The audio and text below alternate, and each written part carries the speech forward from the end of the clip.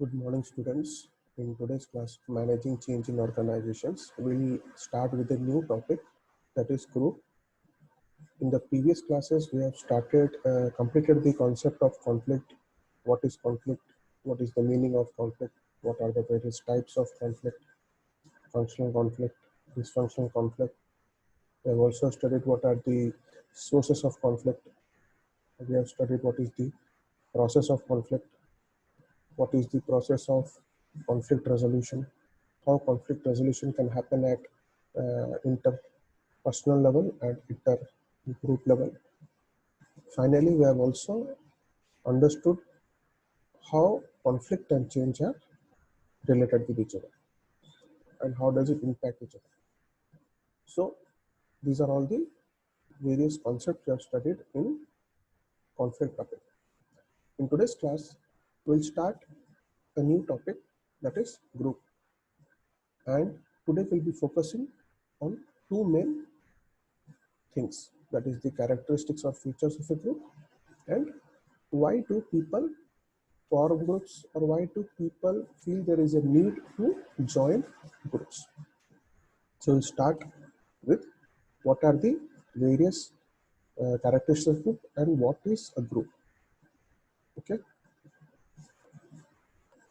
what is a group? We will understand by few definitions. The first definition was given by R.M. Williams.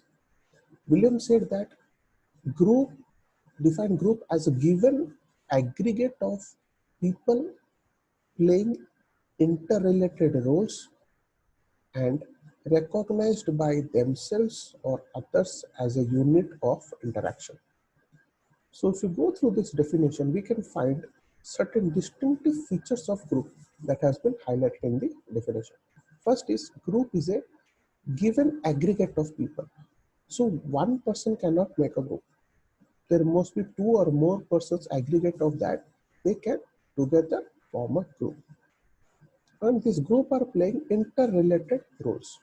So there are certain roles that the individuals are performing in the group.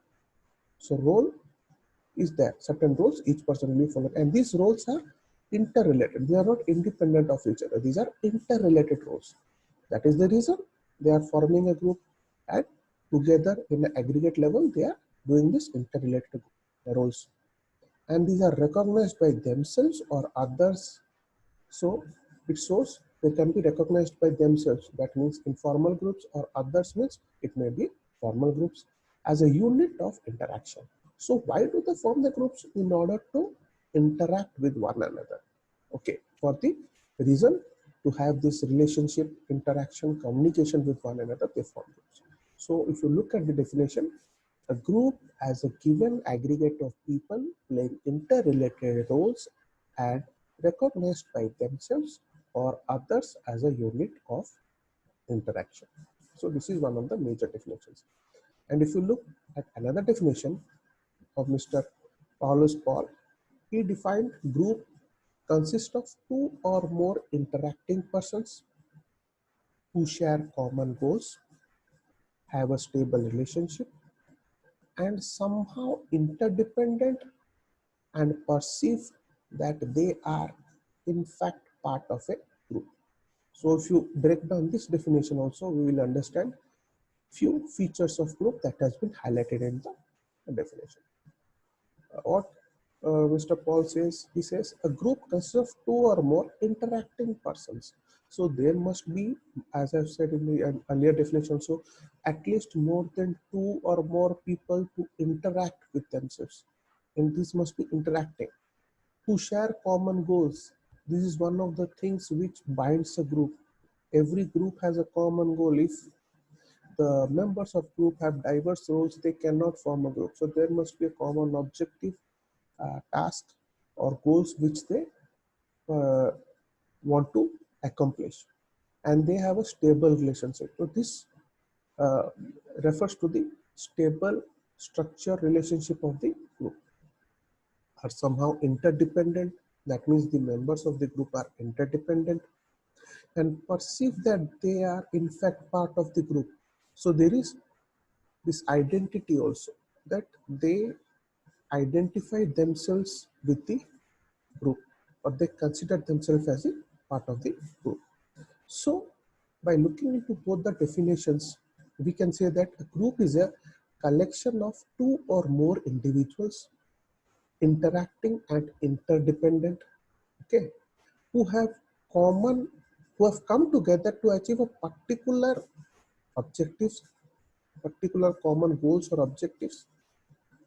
Then we can say this is a group, and this group is an aggregation of people, okay, and they perceive themselves as a part of a group. So that is also essential. Not only that they are part of the group, they perceive themselves as a part of the group. Then only we can say they form a group, and that aggregation of people who have interrelated roles, interact with each other, have a common goal, and for affiliation needs or social needs become a part of the group, these individuals, then only we can call that aggregation of people as group. Now we'll understand, after going through the various definitions, we can now understand certain key features that are being highlighted here. Now we'll understand these characteristics features one by one. Okay, characteristics of group.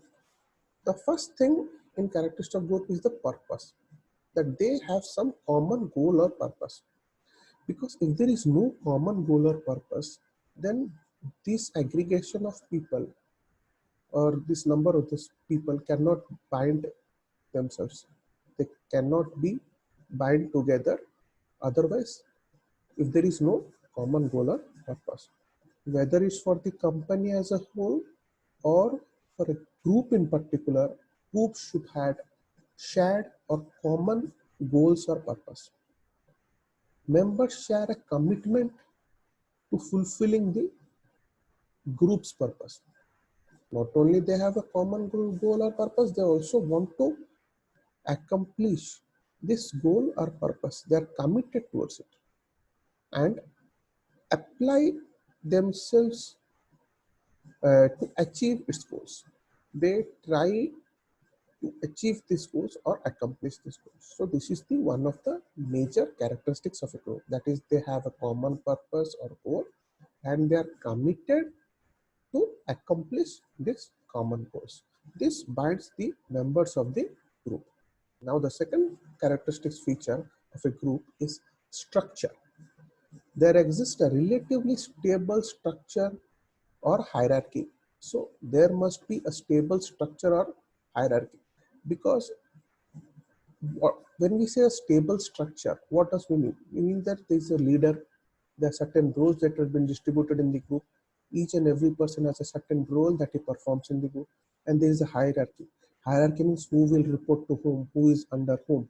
So there is a this line of authority. So we can know the roles are being assigned to the various members. Each member is doing their part, so that together have a stable structure or hierarchy.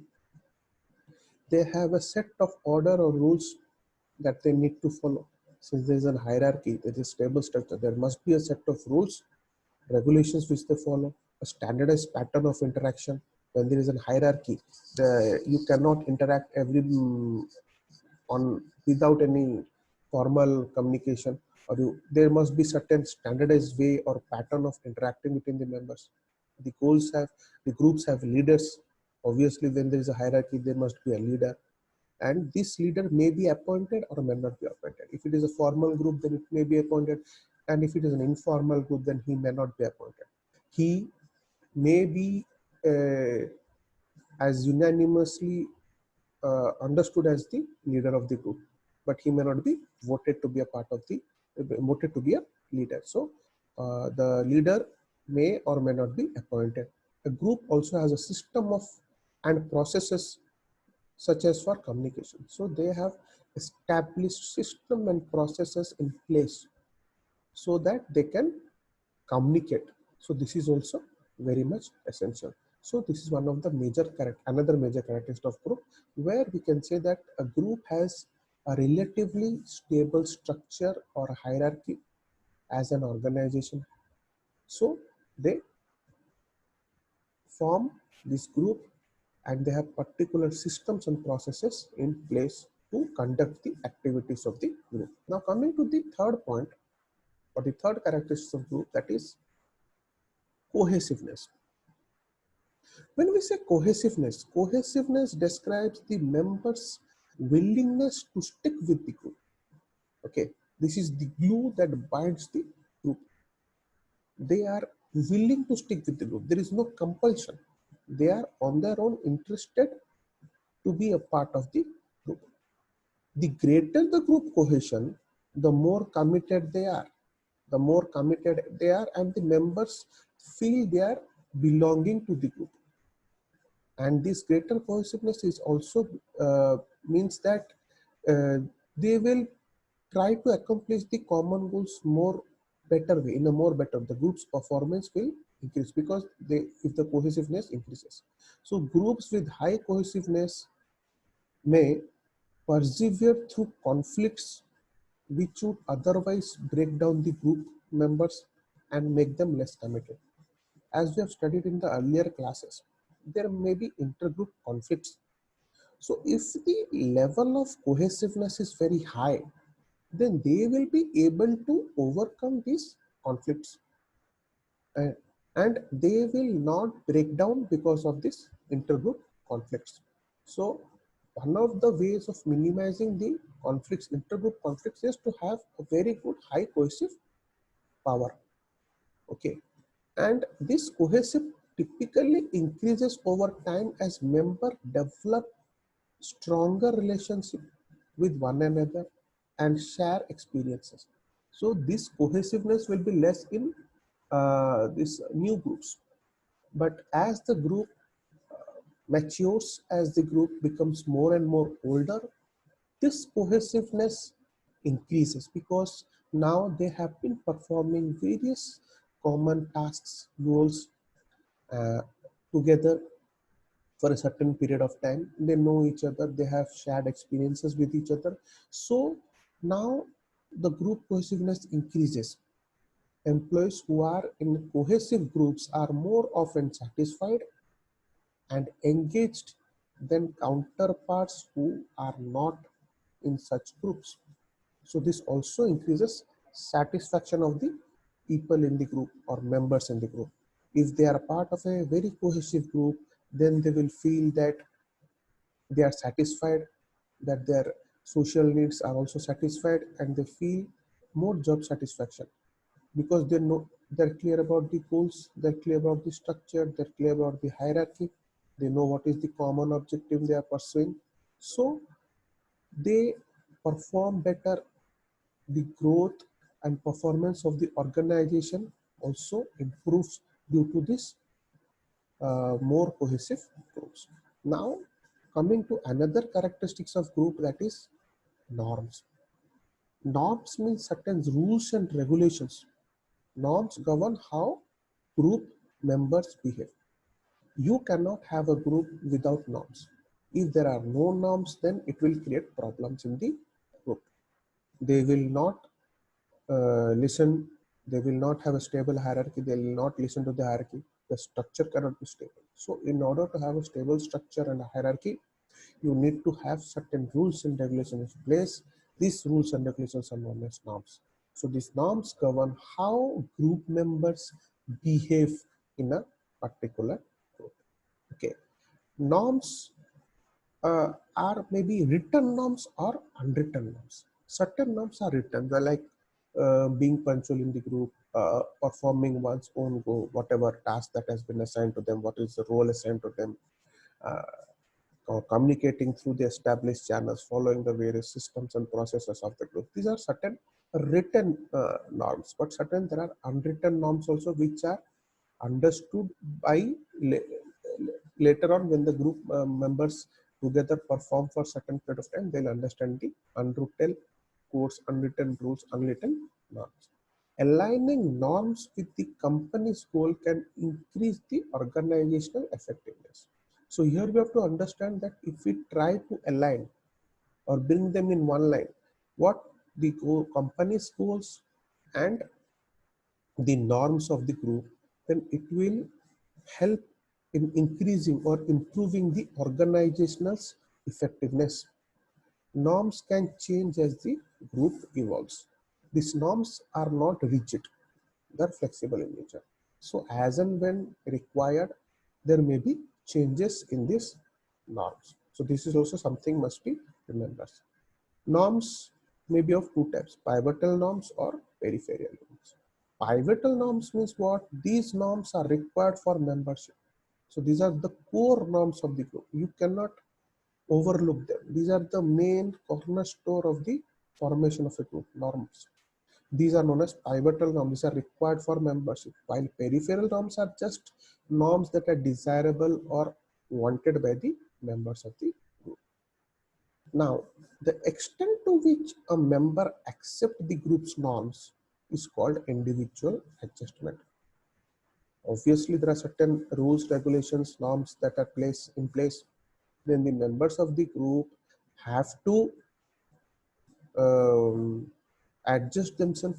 So the extent to which they are ready to adjust is known as individual adjustment. Members confirm by accepting both the pivotal and peripheral norms.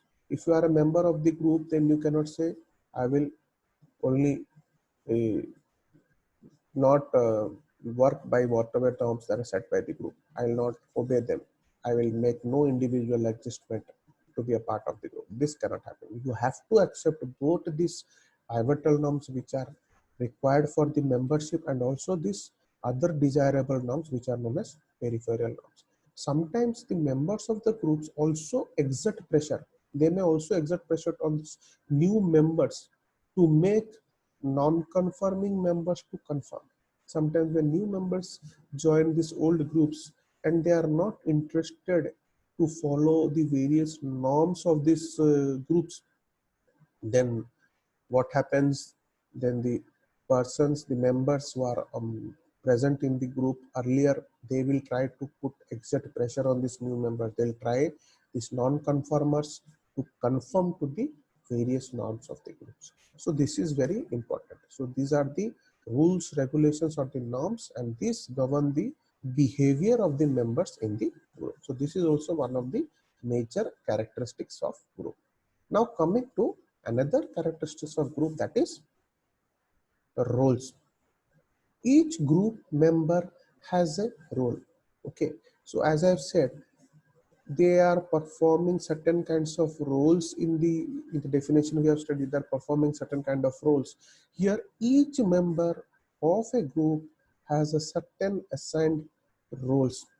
Their ability and willingness to fulfill the responsibilities of the role influence the group's success. So these roles, this willingness and ability to complete their responsibilities that are being assigned by this role helps in the success of the group. When we say certain roles and responsibilities are fixed for all members, these roles comes with certain responsibilities, and the members of the group, to whomever the role has been assigned, has to perform those responsibilities. They should have the ability and the willingness to fulfill those roles, and if they do it with their whole heart, then it will lead to the success of the group. Roles may be assigned formally or informally. This is also different. Certain roles are formally assigned and certain roles are informally assigned. A group is most likely to be effective if the members understand and accept the roles that are consistent with high performance. So it is important that the members of the group, they actually understand and accept the roles assigned to them. If they do not accept or do not understand or do not follow the roles assigned to them, they will not be able to accomplish those roles or accomplish the responsibilities included or added to that goal roles, and they will not be able to complete those roles. So there it will not lead to any group's performance. It will reduce the performance of the group. So they need to accept the roles, and they these roles should be consistent with high performance and growth of the organization. So this is also very much essential. So these are the characteristics. Now certain other characteristics like tasks. Tasks are assigned to a group. There are certain tasks that are assigned to a group. So each group member has to do certain tasks also. These tasks are assigned in a group can affect the productivity and satisfaction of its members. So what does it do? It affects directly the productivity and satisfaction of its members. Tasks can be classified by activity. According to the activity, we can classify the task. Production tasks require a group to produce an outcome, such as ideas. There are certain production tasks, while discussion tasks require to evaluate certain issues, to find solution to certain issues, and there are also problem solving tasks that require a group to provide direction for resolving an issue. So it may be various kind of tasks are there, like it may be a production task, it may be a discussion task, or it may be a problem solving task. Whatever the task that is assigned to the members of the group, they need to confirm, accept those tasks and do and completely accomplish those tasks. So if it is a production task, they are required to produce certain outcome. If there is an discussion task, they require to evaluate certain issues. And if there is a problem solving task, they are required to provide certain direction or solution or provide resolution to an issue. Apart from task, there is another characteristics of group, that is status. Status is also one of the characteristics of group. When we say status, status is also one of the characteristics. It assesses, what does it assess? It assesses the worth and respect. It assesses the worth and respect accorded to an individual by the fellow members. So this is the worth or the respect that is given to a member by the fellow members of a group, that is known as status. Okay, a member status may be derived from their standing within the group as well as their position within the organization. So every member in the organization has a certain social standing, has a certain standing in the group, and also the member has a certain position within the organization. So these two things generally decide the status of the individual or status of the member. When we say status is nothing but the respect or the worth in the eyes of the fellow members. Okay, a manager will be perceived to have a higher status than one of his employees. If you are a manager, you are having more status than one of your employees. A group is usually more effective if its highest status members contribute the most. So this is very important. If as status is added to the each member, and each member has a particular status in the group and also in the organization, the highest people with the highest status in the group and the organization, if they perform well, if they perform dedicatedly, then the group's performance will increase. It will motivate other people in the group to perform in a more better manner. However, if these high status members try to evade their responsibilities, they do not work according to the rules and tasks assigned to them, they do not complete the task completion is not done by these high status members, then it will create a negative motivation in the group. The other members of the group will also start evading the work, evade the responsibilities given to them, because they feel that the high status members are not working. So we will also not work. So now the role, the onus lies on these high status members to contribute the most. They will motivate the other members of the group to perform in a certain way.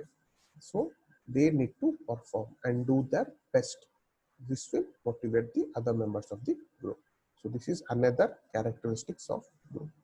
Then comes to another characteristic, that is interdependence. Interdependence. As we have understood in various definitions, we have seen that in all the definition it is said that the groups are interdependent.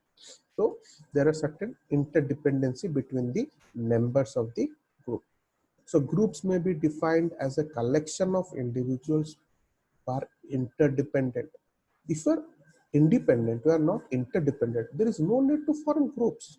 Since the members are interdependent, they form groups. Okay. Usually individuals are not a group unless an event that affects one of them affects them all.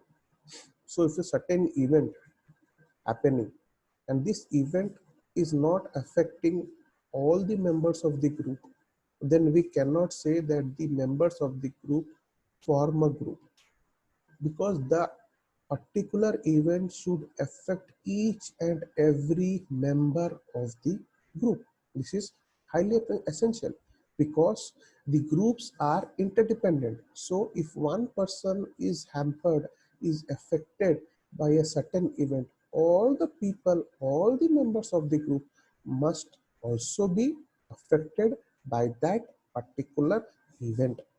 Okay. It is questionable that a group could exist without its members being interdependent. It is very, very important. So it is very questionable if the group can actually exist without the members being interdependent. If the members are not interdependent, so there is no need to form group. The individually can accomplish the roles, the task. So there is no need to form a group. People, when they form group, they form the group because they want to accomplish this task together. And in a group affiliated way, they want to follow the task. It's a complex task and they want to accomplish this task. So the groups have to be interdependent. Now coming to another characteristics of group is interaction. In the definition, both the definition as we have studied earlier, interaction has been highlighted in the definitions. So there is an interaction among the members of the groups. If there is no interaction, then we cannot say it is a group. So there must be certain interaction among the members. And social interaction is the very basis of group life. This interaction is the basis of group life because this social interaction binds the group members. They not only discuss what happens in the organization, they also discuss about what happens in their individual life, all the social issues that they are facing, that also they discuss in the group. Even if it is a formal group, they get certain time to discuss about their social issues. There must be certain social interaction in the group. So this is the very basis of the group's existence. Hence, mere collection of individuals does not make a group. The members must have interaction. So just a collection of people who do not interact with one another, who are not interdependent, cannot form a group. The very definition is nullified by this. So not a mere collection, but the collection of members, the aggregate of members must be interdependent, must be interacting with each other. Then only they together form a group. A group is in fact a system of social interaction. If we try to give a right, precise sentence, a group is in fact a system of social interaction. For this social interaction need, people form groups. So this is one of the important characteristics of group. This is the reason, one of the main reasons why people form groups, and also this is one of the main characteristics which highlights the groups and this differentiates this group from individuals and differentiates this group from other just mere collection of individuals who do not interact. So if we want to say, according to the definition, that a group or a mere collection of people are a group, then we have to say that they must be interacting with one another. So there must be certain social interaction between the members of the group. That is highly essential. Now, the last characteristics point of a group is perception of membership. Okay, there must be a perception of membership by the between these members of the group. The what does mean? The collection of people see themselves as a part of that group. So the members of the group must see themselves as a part of this group. If they cannot perceive themselves as a part of the group, then they cannot be the part of the group. A group may be defined as a social unit consisting of two or more persons who perceive themselves as belonging to a group. They must feel that, or they may perceive that they are a part of the group. Then only we can say that these individuals actually form a group. These collection of people see themselves as a part of that group. So this is also one of the important characteristics of group. So in today's class, we have understood what is a group. We have understood the various characteristics that is found in the groups. If we want to say that a collection of people actually form a group, then this group must have all the characteristics that we have discussed. Okay, in tomorrow's class, in the next class, we'll try to understand why people form groups. So today we have understood what is group and what are the various characteristics of groups. If you have any doubts, you can contact me. I will be sending you the notes digitally. Go through that. No need to panic. Prepare at home. Thank you.